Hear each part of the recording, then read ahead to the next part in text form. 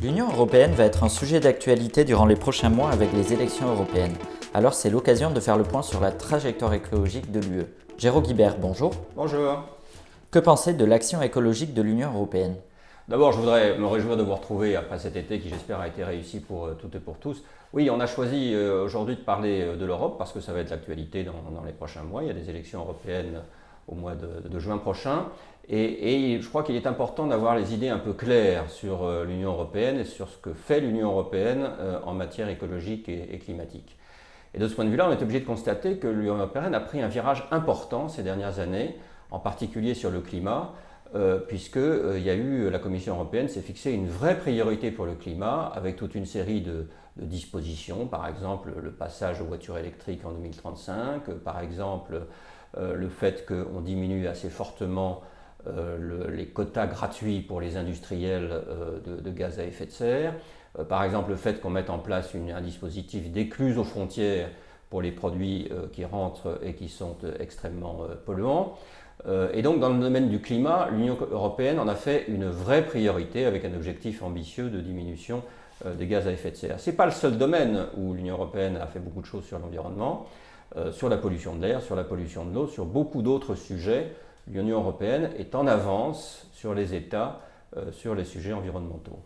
Néanmoins, cette politique écologique ne comporte-t-elle pas quelques faiblesses ? Oui, alors elle a des faiblesses. La première, je dirais, c'est qu'elle associe très peu les citoyens à ces objectifs climatiques et environnementaux, ce qui est très dommage parce qu'on voit bien que c'est des sujets qui concernent tout le monde et qu'il serait très important que ces sujets soient débattus par les citoyens.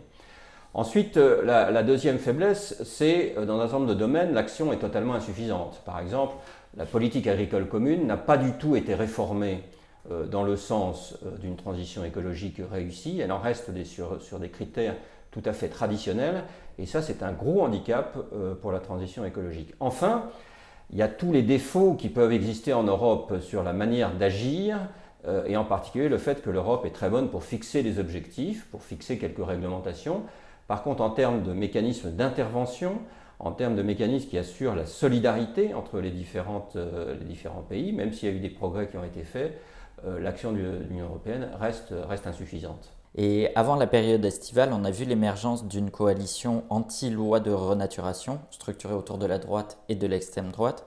Et cette coalition risque de structurer également les prochaines élections européennes. Alors que faut-il en penser ? Oui, c'est un élément extrêmement important, nouveau, hélas nouveau, du paysage européen et en particulier du paysage politique européen, que la constitution de cette coalition sur une loi qui était une loi de protection de la nature, de protection de la biodiversité, qui certes pouvait gêner quelques intérêts en matière agricole, en matière de chasse, mais qui était tout à fait importante pour atteindre nos objectifs en matière de biodiversité. Et c'est vrai qu'il y a eu une coalition, en particulier d'un certain nombre de partis de droite et d'extrême droite en Europe, sur ces sujets, et ça témoigne de l'idée qui se développe malheureusement ces dernières années dans le pays, qu'en fait, on en fait trop sur le climat, on en fait trop sur l'environnement, et qu'on pourrait en faire moins.